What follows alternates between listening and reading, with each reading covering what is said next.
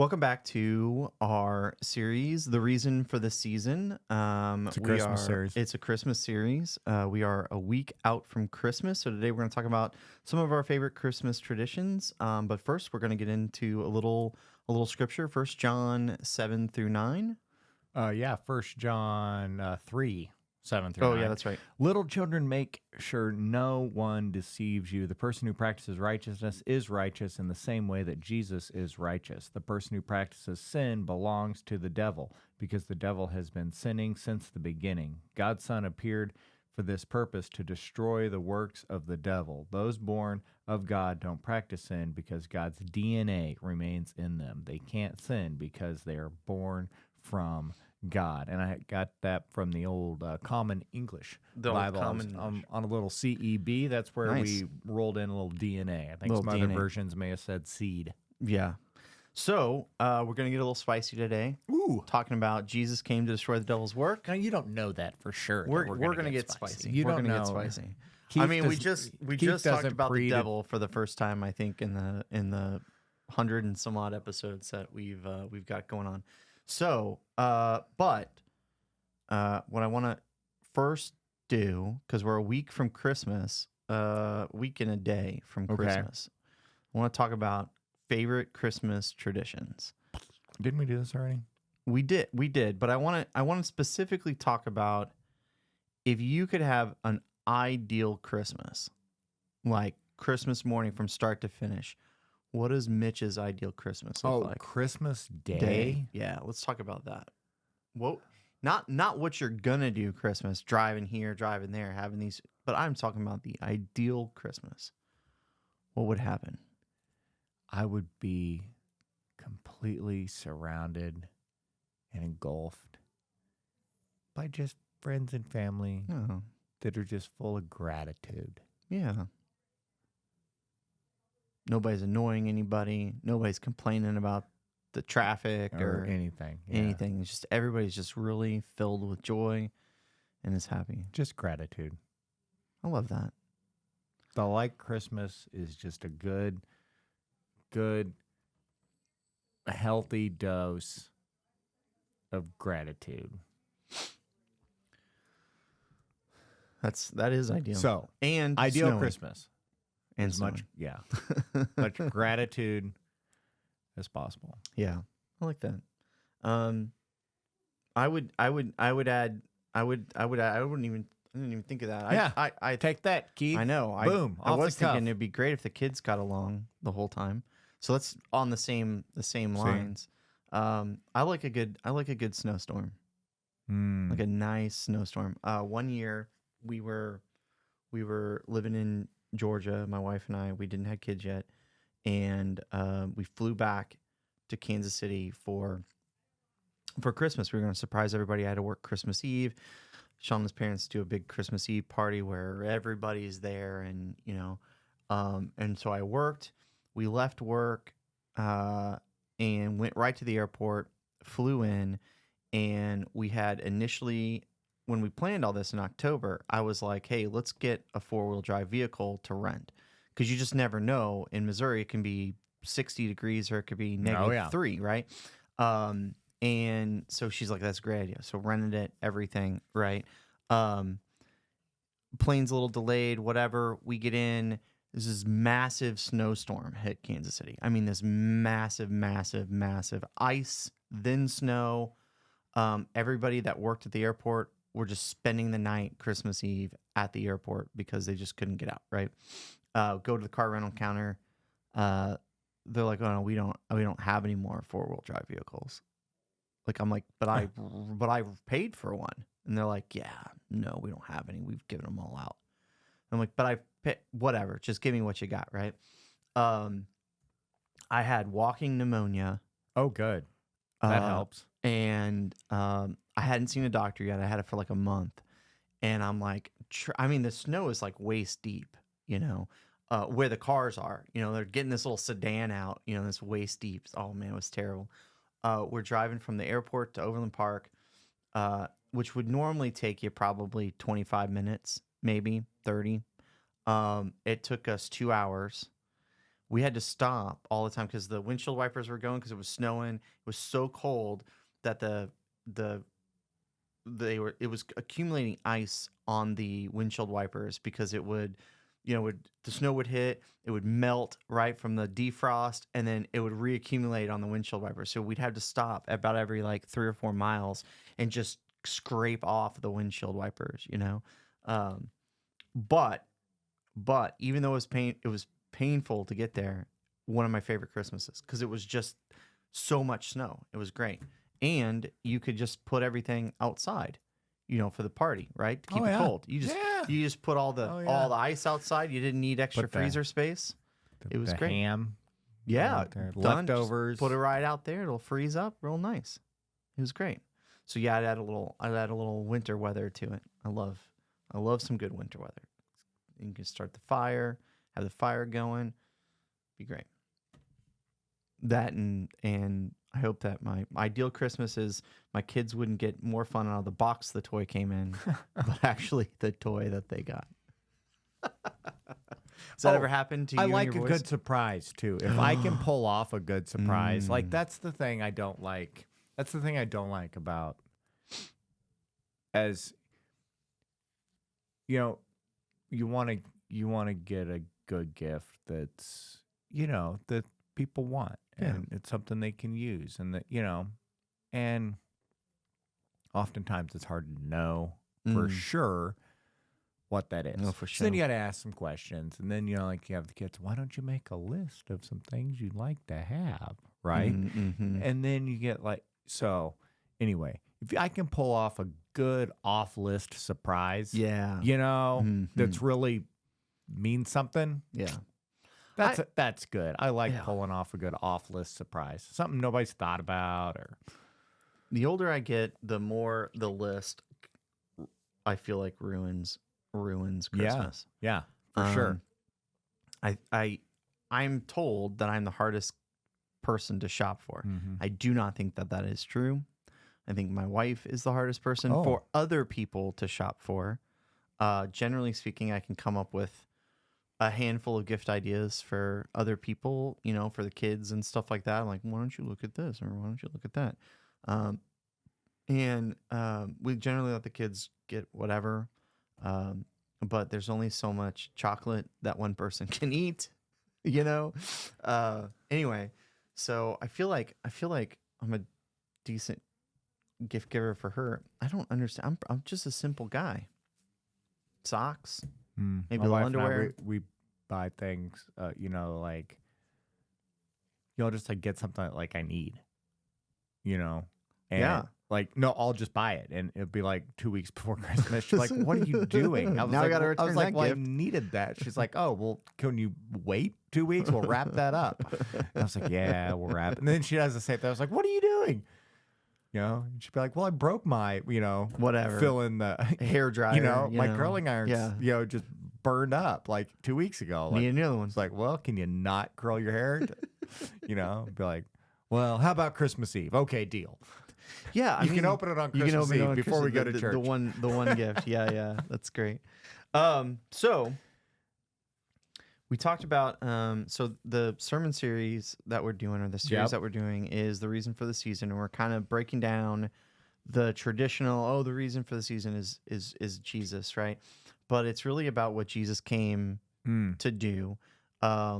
And one of the things that we're talking about is Jesus came to destroy the devil's work, right? And specifically to help us stop being sinful by nature, right? Which I would say is an impossible endeavor. Yes. In this life and in this world, but it is an endeavor that we should strive for, right? Yeah, I wouldn't recommend just giving up on that one.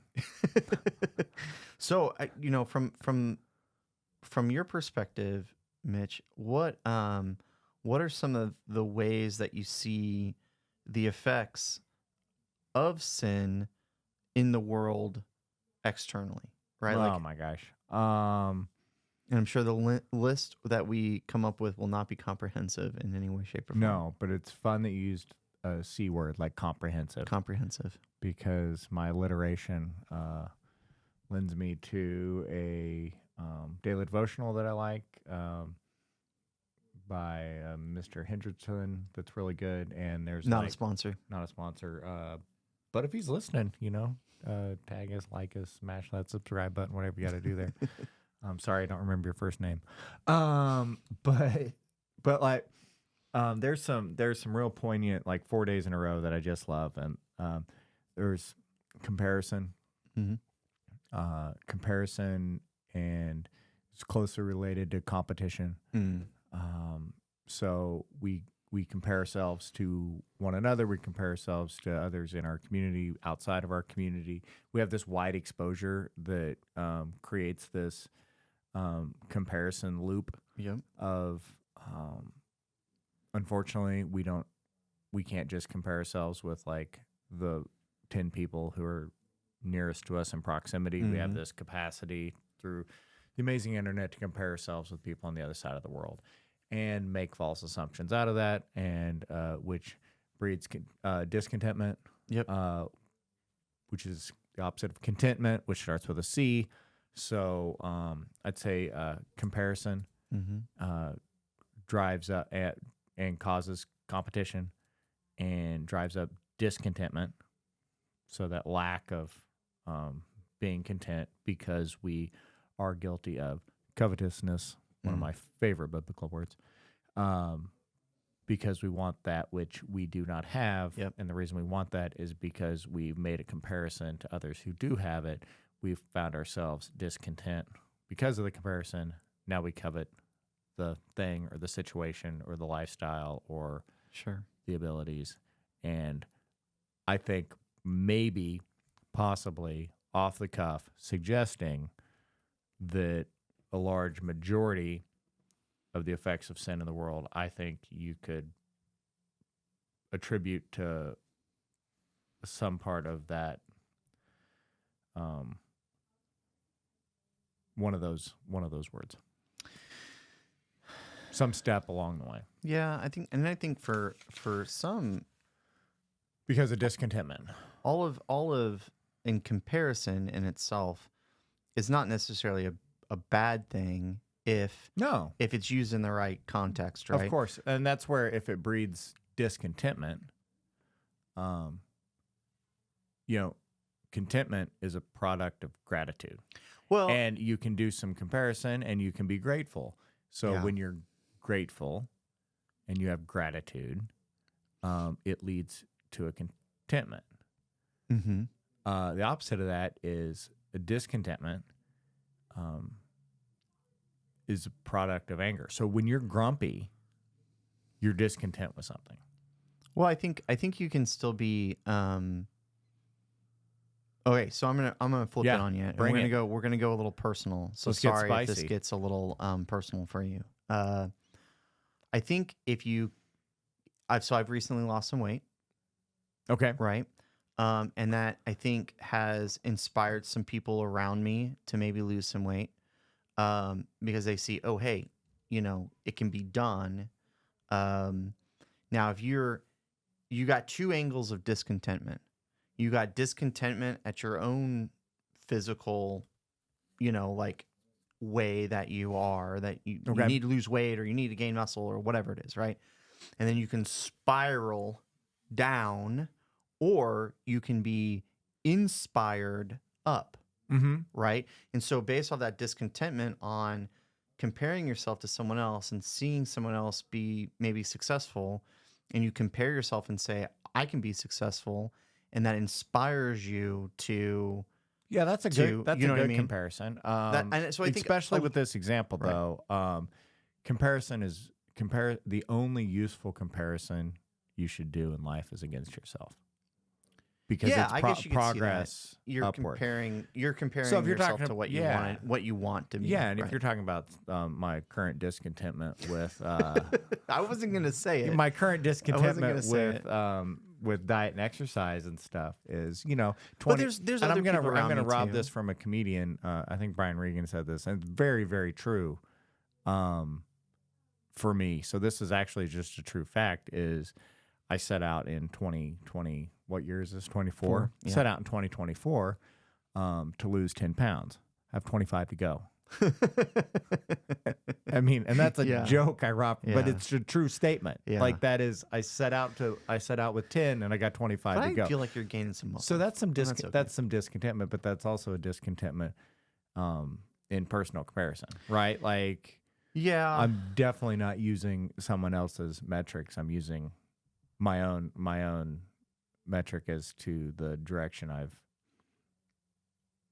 Yeah, I can see that. a fitness level you're, I can. you're comparing yourself to yourself. Yes. And yeah, I can see that. And I think that there's some discontentment that can lead um to positive actions from it and positive reactions to some discontentment, right? Um you do live in that negative feeling space though for some time, right? There's a Whether different, it's 1 second or a year, yeah. you may live in And that the negative argument I'm going to space. get into is there's a difference between contentment and complacency.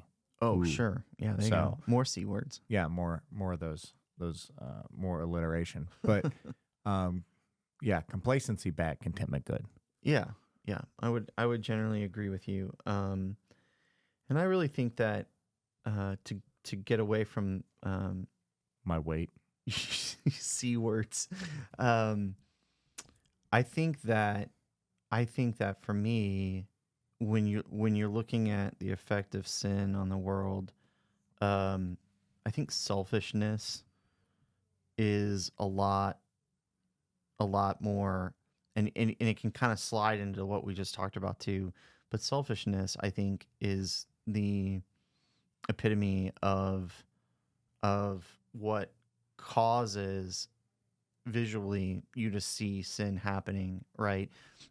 People that are uh, only really looking at what they want and what they need, right, is the epitome of sinful thought and actions in my mind, right? And if I think about any time that I've ever been in a negative space or been sinful or even prideful in the past, it's because of my selfishness. Yeah, I probably haven't ever.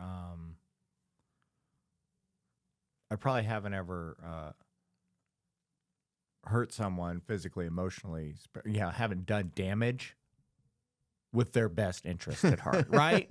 Yeah. Yeah. It was usually something else. Yeah. So anytime I've hurt somebody, it may have not been with their best interest. Yeah. Exactly. At heart. Exactly. And I think that now I have shared some hard truths with people that I fully believe their best interest was at heart. They made the choice. They made the decision to view that from a different perspective. Sure. And it wasn't, not being received well. Yeah, you can still was hurt received people without painfully, a selfish reason. I think, and you know what I struggle with sometimes there too is, you don't know how you've hurt people when they don't tell you, right? Think about all the people in your life that you've come across, either that you've worked with, that you went to school with, that whatever, and you hurt them, and they still think about it today, and you don't even know because they've never told you, right?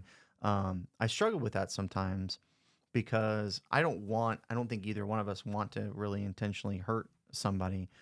So we can unintentionally hurt people when we're in this moment of selfishness, in my perspective.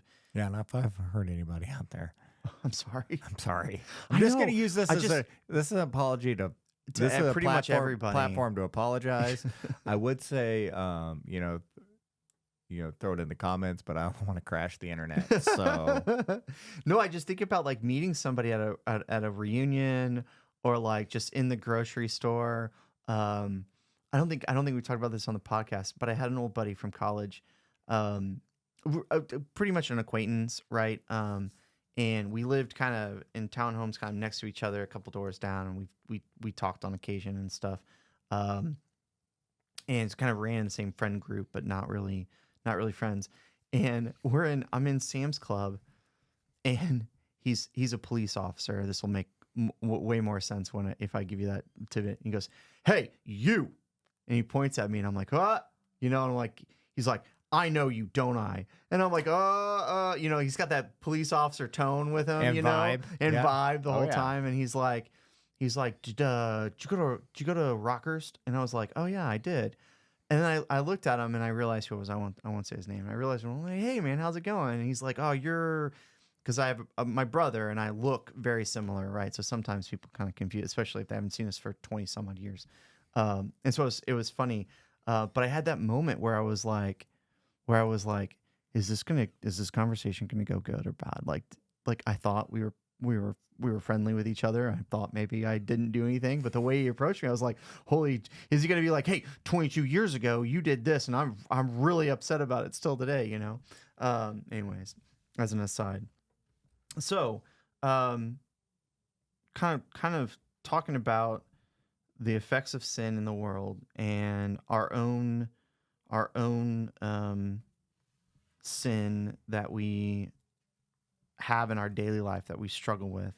Um, I think there's a difference between when you accept Jesus, being freed um, from sin, but yet still being sinful in nature, right? And this is a very Methodist idea of that you can have prevenient grace, right? Be forgiven of your sin, but still continue to sin, but working through that towards sanctifying grace, right? Like it's very, very Mm-hmm. Methodist thought. So if you haven't heard these terms before, it's what it is. It's the moment that you accept Jesus, whether it's being baptized or just deciding that day that you're going to follow Jesus. It doesn't mean that you no longer sin, Mm-hmm. right? But that you are forgiven from your past sins and that you are then working towards um,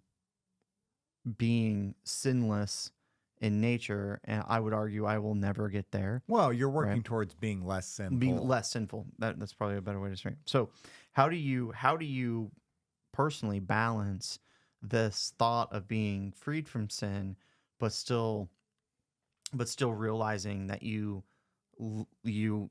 live a sinful life? How do you come to grips with that? Oh, you know me. I should probably have some good analogy for this.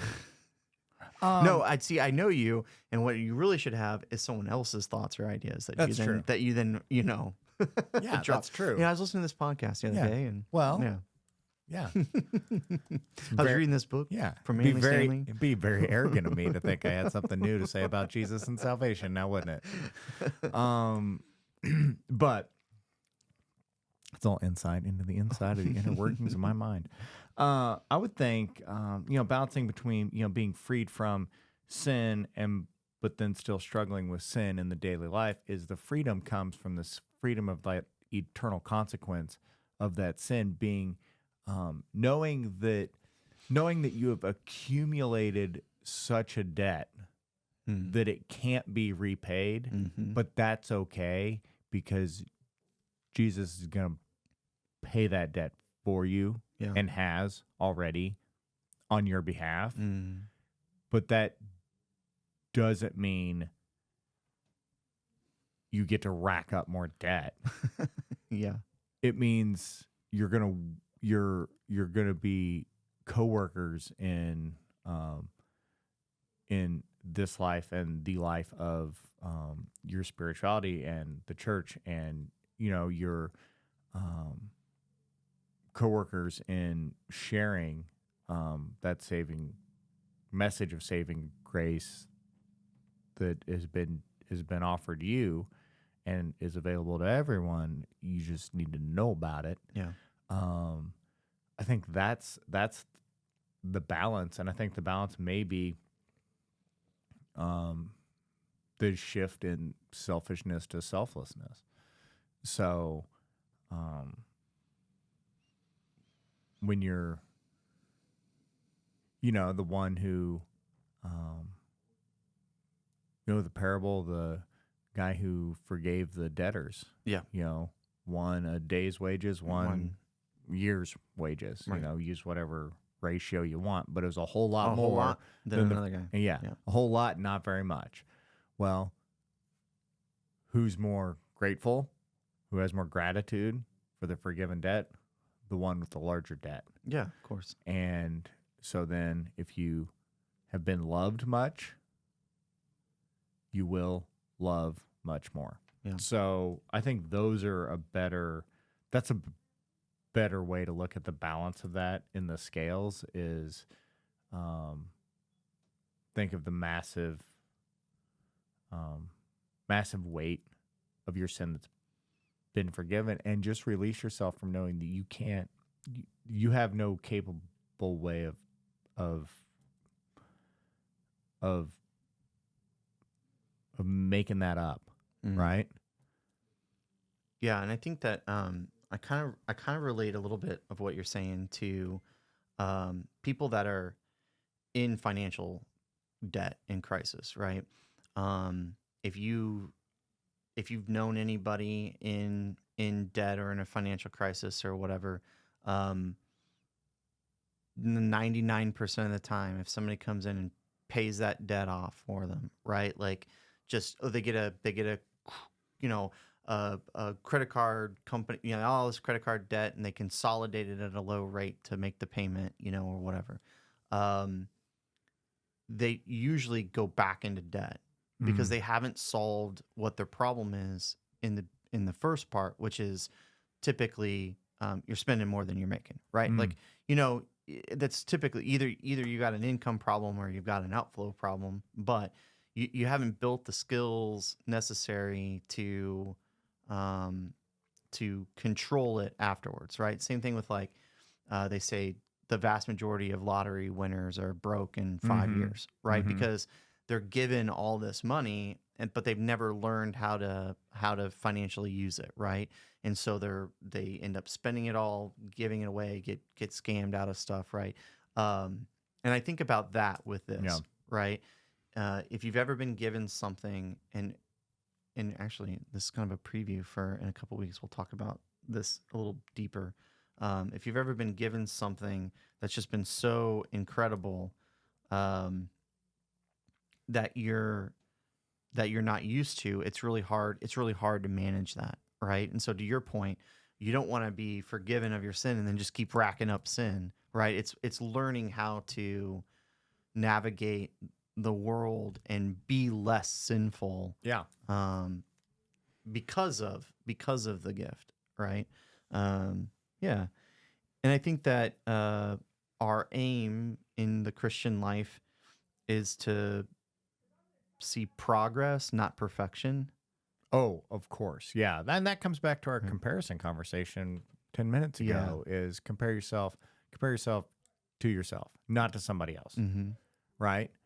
I don't want to, look at my Christian life and my relationship to sin and be like, oh man, the Pope. I'm just not going to get there. I'm not going to get there. Mother Teresa. Yeah. Can't do it. Yeah, can't do it. Give it up. Yeah. Throw in the towel. Right? But I can look back and be like, man, I am way less selfish than I was 10 years, 25 years ago. Yeah. 20 years ago. 15 years, right? Right. And it's that progress. And the analogy I've used a lot of times is it's like you're a big roller skater, Keith. I love roller skating uphill, man. If you stop moving forward, what happens? You go backwards. You're gonna roll backwards. Maybe sideways, a little bit. Maybe do the splits. Maybe do the splits. You just never know. You just never know. I don't. Yeah. I mean, for me, that analogy ends with falling down, right? A little bit of road rash. But yeah, I'd really much rather meet somebody I haven't talked to in 20 years and then look at me and go, wow, you're really different than you haven't changed a bit. You haven't changed a bit, buddy. And I hope I'm the former, not the latter, right? But I think that we all we all change. It's a progress, and if you work on it, right? Um, and so yeah, I think sometimes that gets lost on people, where they Yeah, because I think if you look at it as sorry to cut you off, but yeah you know when you're talking about like financial debt and it gets and that debt gets covered, it gets paid, it gets settled, and you're now no longer responsible for the massive debt that you accumulated. Well, now your focus, your focus from that point on isn't to dwell on the massive debt that you had mm, or to be, just happy to rack up some more, so hopeful that it can get forgiven too. yeah It's the focus, the shift should be on not racking up more of that debt. yeah yeah. And I would say some of them, in the analogy, right? If you had $100,000 worth of debt, and somebody came along and just said, "Hey, let me take care of this for you," right? Um, then you if you pull out that credit card and swipe it, and you don't feel guilty, right? If you don't feel No. some remorse in that, right, in that action, then that's different than at least feeling some remorse for doing something that then takes away from that gift that was given to you, right? And I think that that's for me what is important is when I mess up, do I recognize it in myself, and do I feel at least remorseful in doing said action, right, or whatever, right? Interesting. And I've been thinking about that a little bit. I've been thinking about you know what you what you do, your actions in the world, really reflect your theology, rather than just talking about your theology, right? And I was thinking about, not to veer off topic when we're towards the end, but if you're still listening, hang in there.